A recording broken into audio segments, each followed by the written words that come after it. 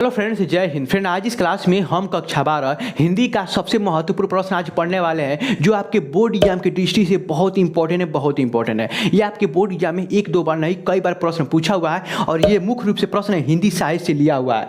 हिंदी साहित्य में जो प्रश्न इंपॉर्टेंट बन सकता है, कई बार पूछा जा सकता है, वो प्रश्न हम लिए हुए हैं। ये कई बार पूछा हुआ प्रश्न है। ये हर सेट में इस बार लड़ा था और आने वाले बोर्ड एग्जाम में भी लड़ेगा 100%। ठीक है, चलिए आप हम बिना टाइम बर्बाद किए वीडियो को हम स्टार्ट करते हैं। जो बच्चा इस वीडियो को पूरा देख लेता है तो हम बता रहे हैं ना, यहाँ से प्रश्न, इससे बाहर से प्रश्न नहीं बनेगा। बस जो सीरीज है वो सीरीज को कंप्लीट देखिए। देखिए ये सीरीज 4 है, जो इसके पहले 3 सीरीज बना चुके हैं। लिंक डिस्क्रिप्शन में दे देंगे, चाहे वीडियो को लास्ट में लगा देंगे, उसको जरूर देखिएगा। उसको इस वीडियो को देखने के बाद उसको जरूर देखिएगा और एक कॉपी बना लीजिए। बहुत इंपॉर्टेंट प्रश्न बता रहे हैं, भाई पर अपने विश्वास कीजिए। हम बता रहे हैं ना, हिंदी में आपका कोई भी अंक नहीं काट सकता है। बस जितना बता रहे हैं उतना आप करिए। चलिए वीडियो को अभी लाइक कर दीजिए। आप लोग करते नहीं, लास्ट में भूल जाते हैं। कुछ सपोर्ट तो कर सकते हैं कि नहीं? ठीक है, चलिए अगर पहला प्रश्न है, कह रहा कि अज्ञे ने तारसप्तक का प्रकाशन कब किया था। बहुत बार प्रश्न पूछा हुआ है। अगर आप विद्या क्वेश्चन बैंक लिए हुए हैं ना, तो आपको पता होगा कि ये कितनी बार प्रश्न पूछा है। लगभग 10 बार 15 बार प्रश्न पूछा है। नहीं विश्वास है तो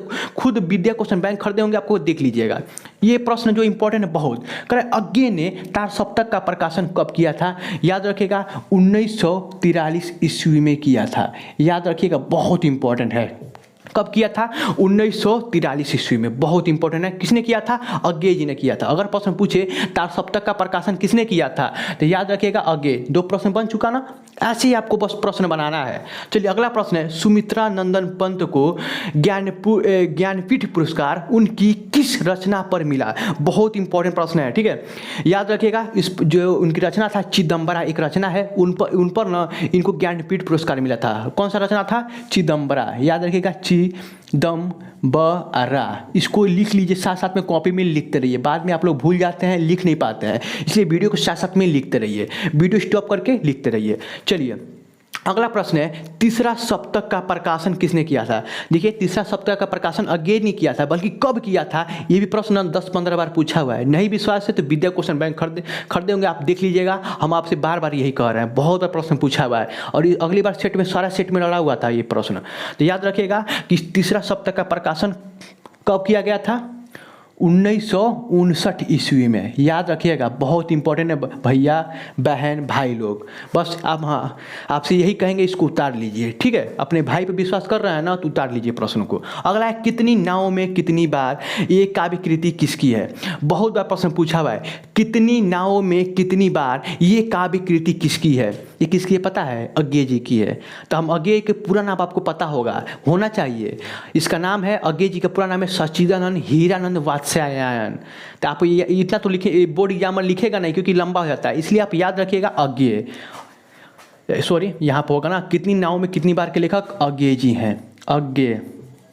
अज्ञे जी हैं। ठीक है, जिनका पूरा नाम सच्चिदानंद हीरानंद वात्स्यायन है। ठीक है, अगला प्रश्न है, चुभदे चौपदे के रचनाकार कौन है। ये आपके चैप्टर में ये लेखक हैं। चुभदे चौपदे के रचनाकार कौन है? ये है हरिओद जी, जिनका पूरा नाम है अयोध्या सिंह उपाध्याय हरिओद। तो हरिओद बस लिख दीजिएगा, ये बोर्ड एग्जामिनर देता है। तो हरिओद कौन है? हरिओद। ठीक है, जिनका पूरा नाम अयोध्या सिंह उपाध्याय हरिओद। उतना लंबा हम लिखेंगे नहीं, आप लिख लीजिएगा। ठीक है, बहुत इंपॉर्टेंट प्रश्न है, कई बार प्रश्न पूछा हुआ है। ठीक है, हिंदी का प्रथम महाकाव्य कौन है। बहुत बार प्रश्न पूछा हुआ है। हिंदी का प्रथम महाकाव्य, हिंदी का प्रथम नाटक, हिंदी का प्रथम एक जो मतलब ऐसा प्रश्न पूछा जाता है। तो ये प्रश्न उसमें से एक है कि हिंदी का प्रथम महाकाव्य कौन है।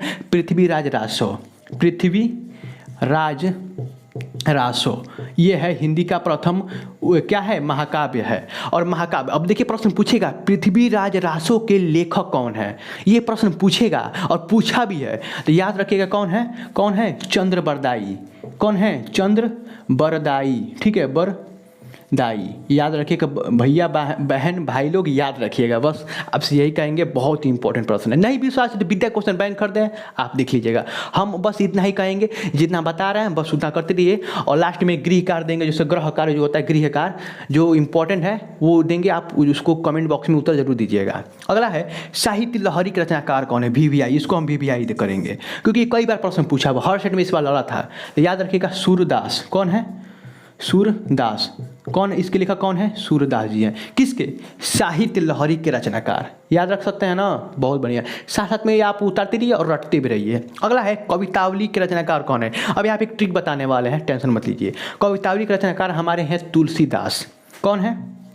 तुलसीदास जी हैं, तुलसीदास। अब देखिए इनकी रचना बता देते हैं कितना। अगर आप में लास्ट में आ जाए वाली कवितावली, दोहावली, गीतावली, ये सब किसकी है? तुलसीदास की रचना बहुत इंपॉर्टेंट है कवितावली।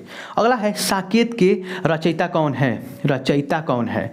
साकेत के रचयिता कौन है? बहुत बार प्रश्न पूछा हुआ है, नहीं विश्वास है, हम बार बार आपसे यही कह रहे हैं। वीडियो को लाइक कर दीजिए और जाकर विद्या क्वेश्चन बैंक में ढूंढ लीजिए, बहुत इंपॉर्टेंट है। हमारी बात मानिए ना, हिंदी में 95-90% मतलब 95 से ऊपर ही आएगा, ठीक है। साकेत के रचयिता कौन है? कौन है? मैथिली शरण गुप्त। अगर वीडियो स्लो लग रहा है तो इसको फास्ट कर सकते हैं, यूट्यूब ने ऑप्शन मतलब सेटिंग दिया है, ठीक है। साकेत के रचनाकार कौन है? मैथिली शरण गुप्त। मैथिली शरण गुप्त, ठीक है, मैथिली शरण गुप्त, बहुत इंपॉर्टेंट है।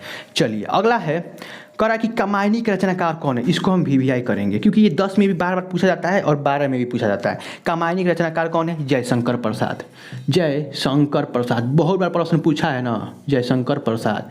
कामायनी के रचनाकार कौन है? जयशंकर प्रसाद जी हैं। अब देखिए 10 या बहुविकल्पी प्रश्न आपके बोर्ड एग्जाम में पूछा जाता है। ये जो 3 वीडियो बनाया है ना, उसको देखना मत भूलिएगा, ये चौथा पार्ट था। अब आपको गृह कार्य देते हैं। गृह कार्य क्या है कि तुलसीदास का बचपन का नाम क्या था? आपको कमेंट बॉक्स में उत्तर देना है। देखते कितने बच्चे देते हैं कमेंट बॉक्स में उत्तर, वो आपसे मतलब हम आपको जानेंगे कि हाँ आप वीडियो कंप्लीट देखें हैं। तो क्या है? तुलसीदास का बचपन का नाम, तुलसीदास का बचपन का नाम, बचपन का नाम। देख कितने लोग इसका उत्तर देते हैं कमेंट बॉक्स में। तुलसीदास का बचपन का नाम क्या था? ये प्रश्न पूछा हुआ है इसलिए आपसे पूछ रहा है। इसके स्क्रीनशॉट आप ले सकते हैं, लास्ट में उतारे होंगे तो बहुत बढ़िया बात है, और तैयार कर लीजिएगा।